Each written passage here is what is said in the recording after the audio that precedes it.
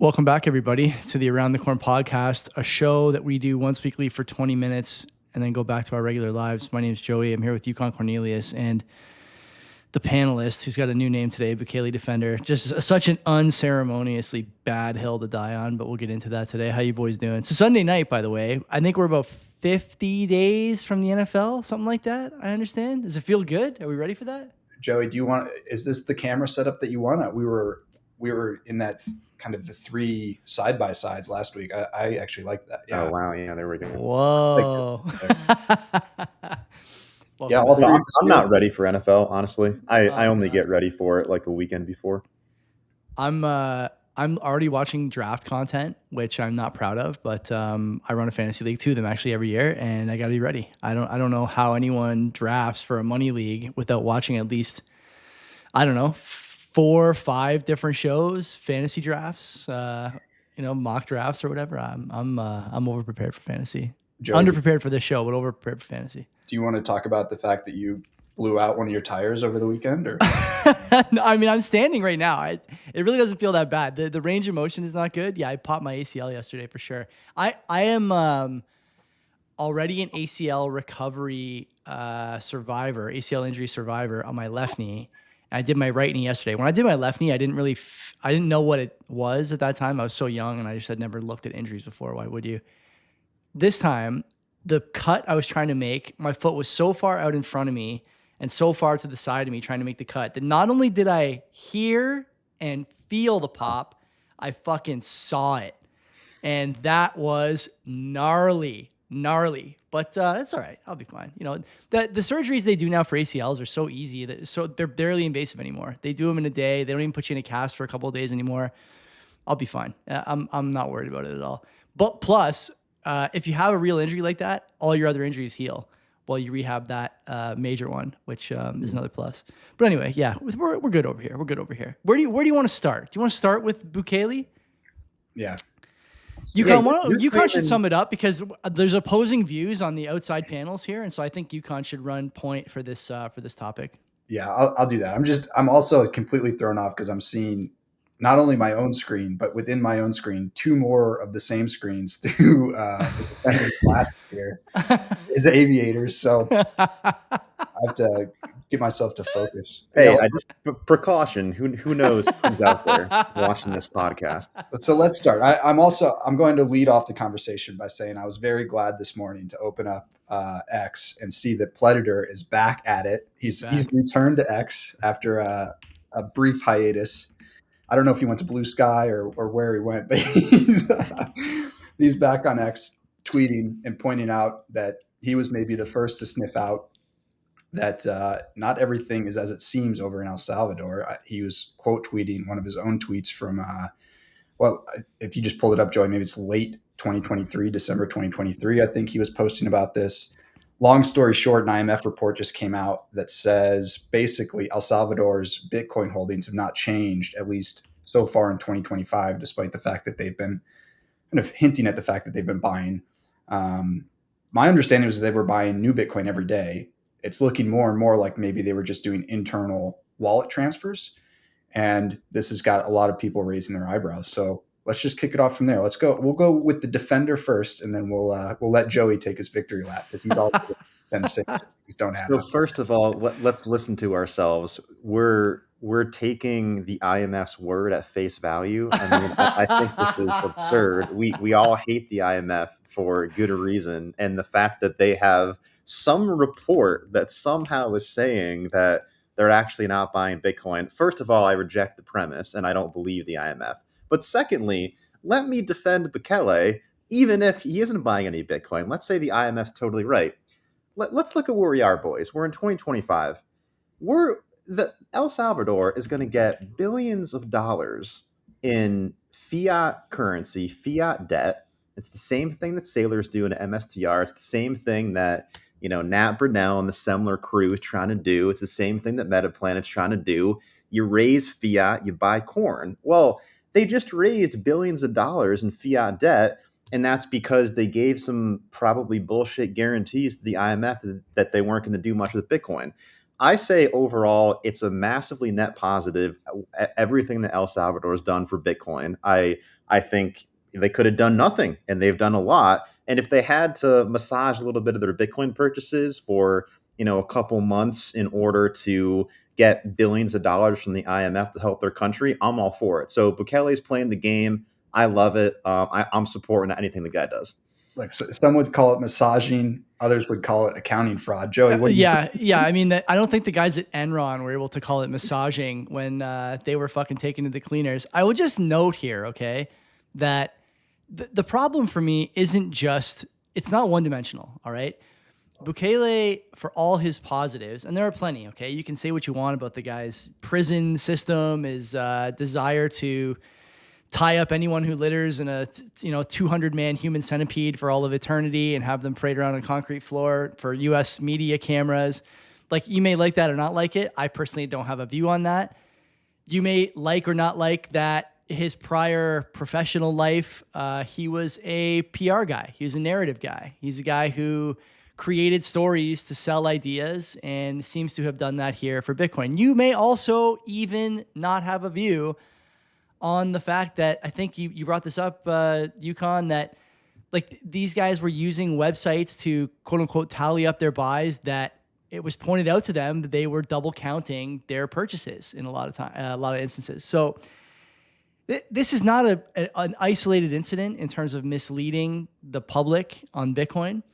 I will say this, I don't necessarily believe what the IMF tells me all the time. Of course. I mean, these international agencies, NGOs don't fucking mean anything. They certainly are not honest actors and square dealers. But the thing is that most of this new content, most of these new allegations came from third parties, not IMF people, not El Salvador people, the predator types who have a vested interest in seeing Bitcoin proliferate in this way specifically. Predator getting on all the paper Bitcoin, getting on all these other treasury companies. This is the kind of stuff that these guys want to see. They're seeing it, and instead of embracing it, they're saying something's going on here, and they're calling it out. So I've been saying for a long time that I thought the people, and I think this whole podcast agrees, I think all the people who are making videos about, El Salvador's pulling a fast one on the IMF, they're using IMF money to buy Bitcoin, like that was obviously not true. And I'm more disappointed in some of the big channels, like just repeating over and over again this insanity and just fucking, oh yeah, it's no problem. They got everything under control. El Salvador at the wheel, blah, blah, blah. Obviously not true. So yeah, I want to take a victory lap on this. Well, who would have thought that the people that spend more time on their thumbnails and video titles than they do on their actual content? Someone is spending time on them, not the people who run the channel. So that's who would have thought that those people wouldn't have been having the best takes. Defender, do you have anything to combat here? Joey slipped into a little bit of CBP mode again. That was not much longer than Defender's initial salvo. Yeah, okay, let's keep going. That wasn't bad. I'll say two things. Number one, would we consider El Salvador not buying Bitcoin from the IMF funds a Bitcoin backflip? Would that qualify? I think that would be a major, massive backflip. I love it. And then number two, let me pose this question to either of you guys or both of you guys. Let's say the deal on the table is the following: that in 2025. I don't know the exact totals, but let's say they've got several billion of debt coming due over the next 3 years. Do you play the game with the IMF, pause the Bitcoin buys, and refinance your debt in the fiat world? Or do you willingly go bankrupt, restructuring, volcano mining bonds, whatever, to try to pay that back? Because clearly the volcano bond was bullshit. And yeah. I'll admit that I was hyped for it. I thought that would have been fun, and that totally turned out to be nothing. But they got to rely on the IMF funds. That's the game we're playing in right now, and I think you got to do it.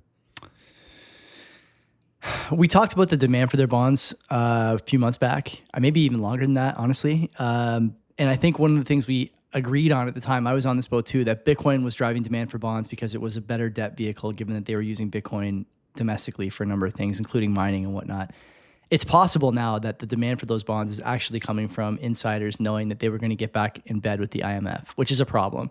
Do I think they should do this for that purpose, like the debt restructuring like you're describing? yeah, it's probably not a bad idea. The IMF will blow up your country. Like that, these are economic hitmen, as the phrasing goes. And so like the idea that you'd be, you're going to really cash this all in so you can do another keynote at the Bitcoin conference, I doubt it. Honestly, I doubt it. And I think, this has kind of run its course. A lot of Bitcoiners on the ground over there too would say stuff like the Chivo wallet never really took off. There wasn't a ton of adoption. It was legal tender, so you could use it all these places, but it wasn't really growing organically. And so good story, but on the ground, probably not as much traction as a lot of people wanted it to have. Yeah, and I think long-term Bitcoin is the move for nation states, but we're just not there yet. And they made a valiant effort. I don't think it's going to work, at least not this early. And you can see this too with like the Genius Act, right? Everything in the U.S. is focused on stables. They don't really seem to care too much about the Bitcoin strategic reserve that they hyped up for months during the campaign. They want to continue to see U.S. dollar dominance, and that's on the U.S. side. The IMF is certainly not interested in seeing anybody fully adopt Bitcoin. So, I think Bitcoin will sniff out this market in due time, but I just don't think we're there yet. I'm with you. We should talk about Jerome here, second and final topic of the week. A lot of people making a lot of moves on the back of, scarcely sourced tweets from basically anonymous accounts that Jerome is thinking about retiring because Donald Trump is being mean to him on the internet. I don't think that that's going to happen. I think he's going to serve out his term, honestly. There may be a shadow Fed governor coming in for the first time in a long time. This is something we've seen in past administrations, but not for a while. Certainly not in the recent past. What do we make of this? Part of me says that everyone knows his term is up in early 26. Part of me says that everyone can see the economic data is leaning toward cuts. Part of me says that Powell, for all the things he's done, did manage to basically stave off disastrous economic situation during COVID and after COVID. The chickens are kind of coming home to roost now a little bit in some ways. Inflation obviously more persistent than they wanted, and their job market, or your job market, I guess you two, teetering on what you would probably call a recession in a lot of different scenarios. I really think he's just a political animal, this guy, though. I don't think he looks at data. They change what the data metric they're looking at is month to month, quarter to quarter, and it seems to fit all the time that things are okay. He'll never come out and say the economy is strong, because that's good for Trump. He'll never come out and say the economy is weak, because that means cuts, which are also good for Trump and makes it look like he caved. He's neutral, and in that neutrality is giving up the goose a little bit with regard to his feelings toward Trump. So I don't know. What do you guys think? You want to start there, Yukon, and then we'll pass it to the defender. I can't believe he didn't take that out of his name, even though the topic is done. I mean, that's yeah. Bukele simp. I'll admit it. No. As in terms of Powell, I don't think he's going to resign. I don't think that Trump's going to fire him. I do really appreciate the videos of Trump calling him things like low IQ and questioning why Biden reappointed him after he himself appointed him in the first place. I love those videos. I want to keep seeing them. I think he's going to ride out his term. He's done, I believe, in May of 2026. It's looking more and more like it will be Besant that comes in. Is there something wrong with that, though? Can he do both Treasury and Fed? That's the question. I don't think he can. I think he would have to give up the Treasury and go in. Okay. There are a couple other names floating around. I've seen Besant on a few podcasts, and he's already said that the Fed should have started cutting rates. So I think regardless of who we get in, rates are going to go up. As an individual, what that means for you is that you need to be holding equities, or you need to have some kind of startup, preferably an AI, that you're ready to raise capital for. So, pragmatically, if you're listening to us talk, I think you should probably start an AI company right now, or get yourself well positioned in equities, because when that money printer comes on, everything's going to the moon. Yeah. Yeah, a few thoughts here. I think number one, he definitely will not leave before he has to.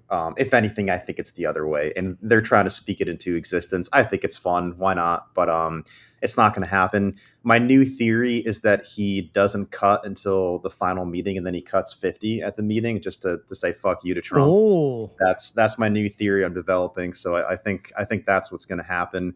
But yeah, I mean, if you're in the finance world, there's a couple of interesting things going down. I mean, number one, the amount of data points that that we look at in financial markets, the amount of Fed speakers, it is off the charts. Because I talked to the people that have been in this market. It is the most Fed dominated headline market in history. It's absurd.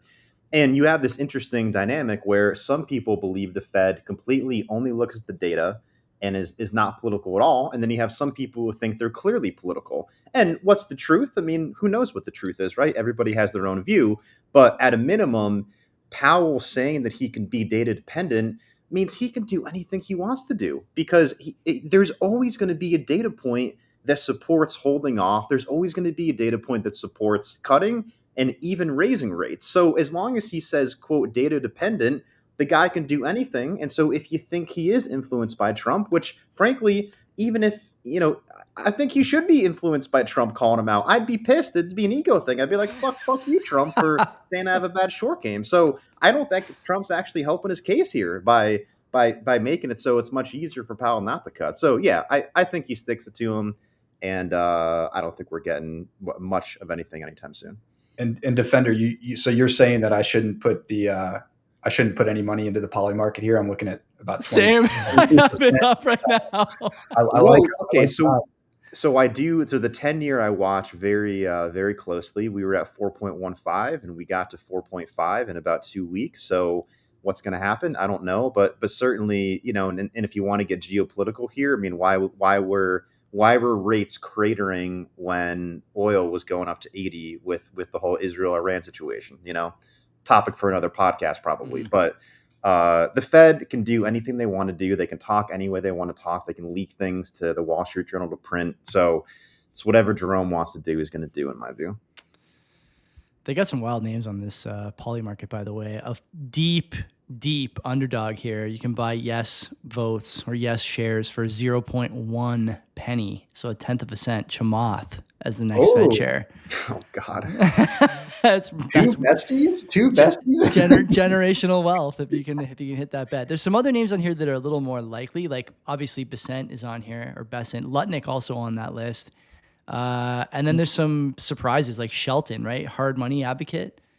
I don't know. I don't know what her likelihood is. And then obviously Art Laffer also here. Kudlow also here. Ron Paul.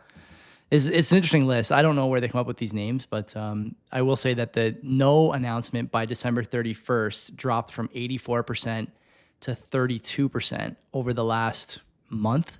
So obviously all this discussion is getting a lot of people riled up, and you're seeing a lot of movement in these markets. These are the only markets that matter. This is the true, sort of diktat of whether or not there's a favorite or not. Anyway, I think that's it for tonight. Do you have any closing thoughts here, boys, before we part ways? Can I just ask something? Do either of you know, have we ever had a Fed chair resign? I don't think we have, right? Nothing comes to mind. Yeah. No. I think we're too young to know that. I only know like 2 Fed chairs. Yeah, I would love a historic poly market. We should have been gambling on this kind of stuff way I know. It's so true. Yeah, Joey, I think the closing word is that you don't have to wait until the Fed cuts. And we've been having this discussion in private for years now. You don't have to do that. And I think people who have been claiming that they can only invest in risk assets like equities or Bitcoin, hey, don't buy Bitcoin into a rate hiking cycle. Well, look at Bitcoin right now. We're at 120K, and look at where the rates are. So what the hell is going to happen when we start cutting inevitably? And I don't care if we start cutting because Trump puts an extreme dove in. We're going to get the extreme dovishness, and we're going to get the hilarity of Trump only putting someone in to cut immediately, and that's going to third worldification of the U.S. is going to make Bitcoin go up even more. So bring it on. Let's fucking go. Project Zimbabwe, as Harris Kupperman calls it. It's just that everything goes up all the time because the currency's going to zero, and you only get stuck in that tornado if you're a poor, brokey, wagey type. But otherwise, you're an asset holder, equities, houses, whatever. I will say this though, it does seem like Trump cares a lot about keeping dollar dominance. So there might be a little bit of counterweight to just printing immediately. We'll find out. Yeah. That's it for this week. Thanks for stopping by. Don't forget to subscribe, like, all that good stuff. And we'll see you next week for more Around the Corn.